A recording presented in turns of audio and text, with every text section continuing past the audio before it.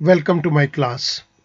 In this video lecture, we will talk about median function of Excel. Part 2 के अंदर हम frequency distribution की बात करेंगे. स्टूडेंट रिकलेक्ट कीजिएगा, पार्ट 1 के अंदर हमने अनग्रुप डेटा के ऊपर मीडियन को कैलकुलेट किया था. पार्ट 2 के अंदर हम फ्रीक्वेंसी डिस्ट्रीब्यूशन को टेकअप करेंगे और मीडियन को कैलकुलेट करेंगे. आइएगा सबसे पहले हम मीडियन के मीनिंग को अंडरस्टैंड करते हैं. Median is the half way point among the numbers. हमें कुछ नंबर दिए गए हैं, उसके अंदर जो सेंट्रल पॉइंट होगा वो मीडियन कहलाएगा.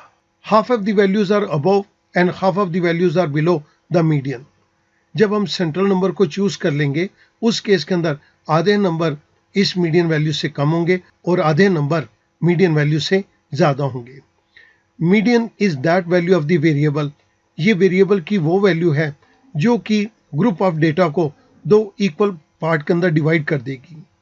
एक पार्ट वो होगा जहां पर सारी वैल्यूज मीडियन से ज्यादा हैं और दूसरा पार्ट वो होगा जहां पर सारी वैल्यूज मीडियन से कम है.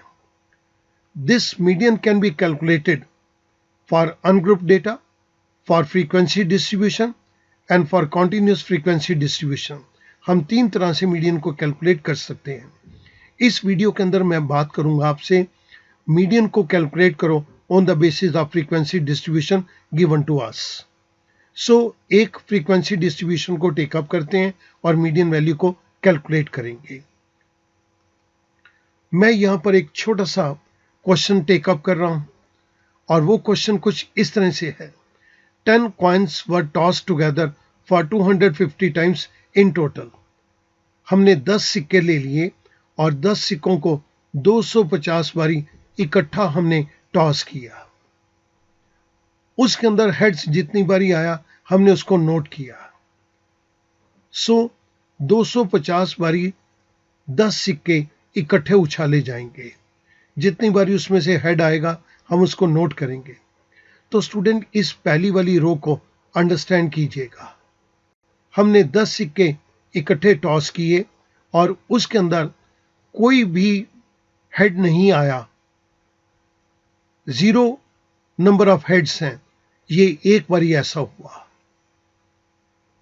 सेकेंड केस के अंदर हमने 10 सिक्के इकट्ठे उछाले और उन सिक्कों के अंदर एक बार ही हेड आया हो. ये 5 बारी ऐसी बात हुई है. लास्ट पॉइंट को देखिएगा. हमने 10 सिक्के इकट्ठे उछाले और उसके अंदर 10 के 10 हेड आ गए हों. ऐसा कभी भी नहीं हुआ. अब मुझे यहां पर मीडियन को कैलकुलेट करना है. मीडियन को कैलकुलेट करने के लिए मैं क्यूमुलेटिव फ्रीक्वेंसी यहां पर टेकअप करूंगा. क्यूमुलेटिव फ्रीक्वेंसी को टेकअप करने के लिए मैं सम फंक्शन को इंप्लीमेंट करूंगा. Equals to sum colon D5.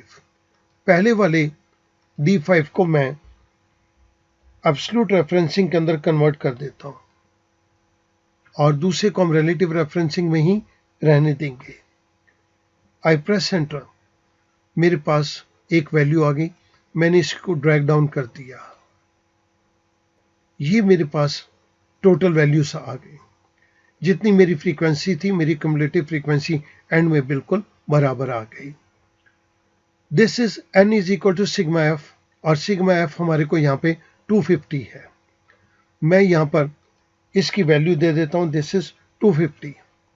अब हमें मिड वैल्यू लेनी है, तो मिड वैल्यू को लेने के लिए equals to 250 divide by 2. I press enter. तो ये मेरे पास वैल्यू 125 आ गई. अब मैं यहां पर देखता हूं कि 125 वैल्यू किस पर्टिकुलर क्लास के अंदर आएगी. अगर आप ध्यान देंगे तो यहां पर 4 नंबर ऑफ हेड्स के अंदर ये हमारी क्यूमुलेटिव फ्रीक्वेंसी 166 है, जबकि 3 के अंदर ये 91 है. 91 के अंदर 125 कवर नहीं होगा, लेकिन ये 4 के अंदर ये 125 कवर हो जाएगा. मैं इसको कुछ इस तरह से इंटरप्रेट कर देता हूं. The cumulative frequency just greater than 125 is 166. जब ये 166 हमारे पास है तो हम इसको इस तरह से डिफाइन कर देंगे. The corresponding value of x, that is heads, to 166 is 4। 166 के अंदर जो कॉरस्पॉन्डिंग हेड है that is 4। Therefore the median number of heads is 4। इस केस के अंदर ये हमारा मीडियन पॉइंट बन जाएगा। बट स्टूडेंट बहुत ध्यान से इस क्वेश्चन को नोट कीजिएगा। एक सिक्के को 250 बारी नहीं उछाला गया, 10 सिक्कों को इकट्ठा 250 बारी उछाला गया है। उसके अंदर कभी भी हेड ना आया हो, ये एक बारी ऐसा हुआ है। उसके अंदर सारे के सारे हेड आए हों, ऐसा कभी भी नहीं हुआ। इस केस के अंदर हमने जब मीडियन को निकाला तो हमने ये देखा कि ये वैल्यू हमारी 125 है। The cumulative frequency just greater than 125 is 166। ये इसके अंदर फॉल करेगा। The corresponding value of x to 166 is 4। 166 की जो कॉरस्पॉन्डिंग वैल्यू है that is 4।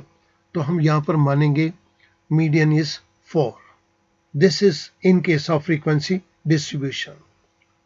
I hope that you must have understood this concept. Thank you very much.